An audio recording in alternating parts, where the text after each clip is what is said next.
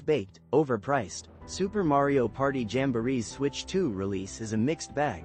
While the base game remains largely unchanged, offering only a minor resolution bump, the optional $20 Jamboree TV add-on introduces new minigames utilizing the Switch 2's camera and microphone. However, reviews indicate that Jamboree TV feels more like a tech demo showcasing the console's capabilities than a substantial expansion. Many reviewers criticized the limited number of new minigames and the lack of new game boards.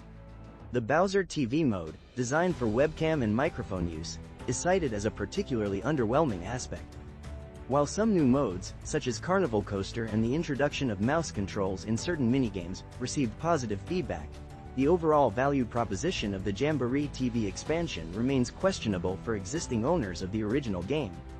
Several reviewers praised the addition of new rule sets, such as tag team rules, which add strategic depth to the gameplay.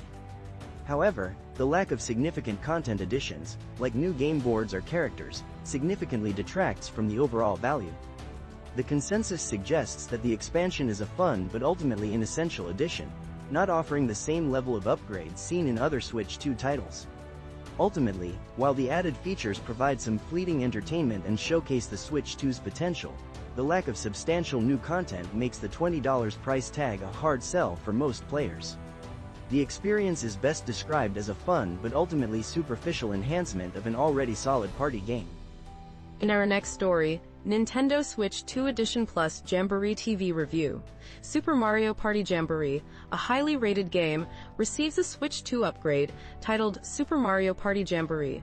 Nintendo Switch 2 Edition Plus Jamboree TV. However, this upgrade isn't a simple enhancement. It's a strangely divided experience. The original game remains largely untouched, offering no performance boosts despite being on the more powerful console. The new Jamboree TV expansion introduces 14 minigames utilizing the Switch 2's mouse controls, along with new rule sets like Tag Team and Frenzy, offering fresh gameplay options. Unfortunately, the separation of the original game and the expansion creates significant frustrations. Jamboree TV lacks features present in the original, including Pro Rules, which reduces luck and enhances strategy, achievements, customization options, and even proper tracking of high scores. The lack of these features in Jamboree TV diminishes the overall experience, especially considering many players value these elements. Furthermore, the two versions don't interact. Progress in one doesn't carry over to the other. This forces players to choose between the enhanced mini-games and new rule sets of Jamboree TV or the strategic depth and progression of the original game. This fractured approach undermines the potential of a cohesive upgrade and significantly impacts the overall value proposition. The $80 launch price for the Switch 2 edition, considering the largely unchanged original game, feels steep. Even the $20 upgrade price for existing owners might not be justifiable due to the severely compromised and fragmented nature of the expansion.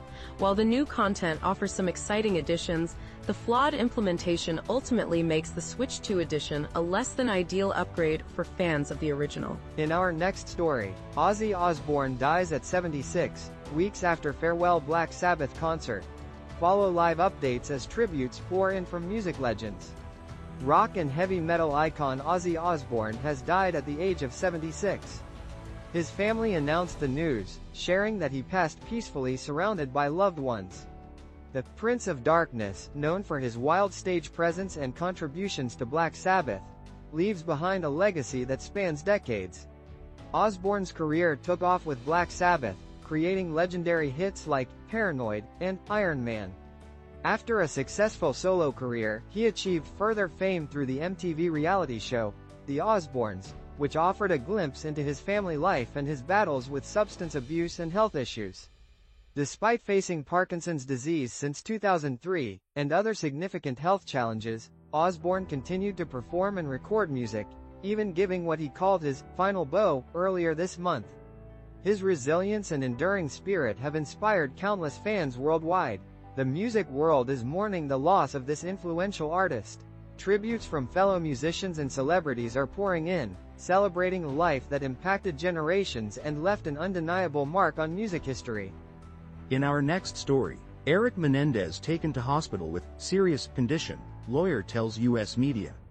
Erik Menendez, one of the brothers convicted of murdering their parents in 1989, has been hospitalized with a serious medical condition, his lawyer has revealed. The 54-year-old was transferred from a San Diego prison to an outside medical facility on Friday. While specifics about his illness remain undisclosed, reports suggest a kidney issue may be involved. This development comes just weeks before Menendez and his brother Lyle are scheduled to appear at a parole hearing on August 21st. The brothers, who were sentenced in May to 50 years to life in prison, previously served life without parole. A Los Angeles judge recently deemed them eligible for parole, citing their age at the time of the crime and their conduct in prison.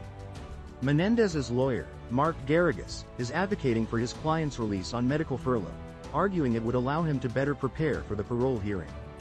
Garrigus believes this is the fair and equitable course of action given Menendez's health condition.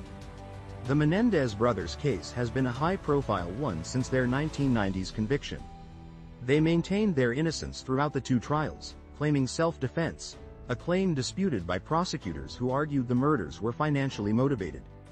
In our next story, Goldman Sachs, BNY introduce money market fund digital tokens.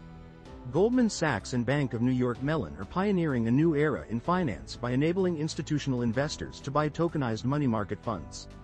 This innovative system, utilizing Goldman Sachs' blockchain platform, will allow for seamless and efficient transactions, eliminating the friction found in traditional markets. Major players like BlackRock, Fidelity Investments, and Federated Hermes are already on board, highlighting the significant industry interest in this development. The move is seen as a natural progression in the world of digital assets, particularly following the recent passage of the Genius Act, which is expected to increase the adoption of stablecoins. Unlike stablecoins, these tokenized money market funds offer a yield, making them an attractive option for institutional investors seeking a safe and efficient way to manage their cash. This development promises to revolutionize the $7.1 trillion money market industry. The ease and speed of transactions offered by this blockchain-based system are expected to attract significant investment. This new technology streamlines processes and offers potential cost savings compared to traditional methods of investing in money market funds.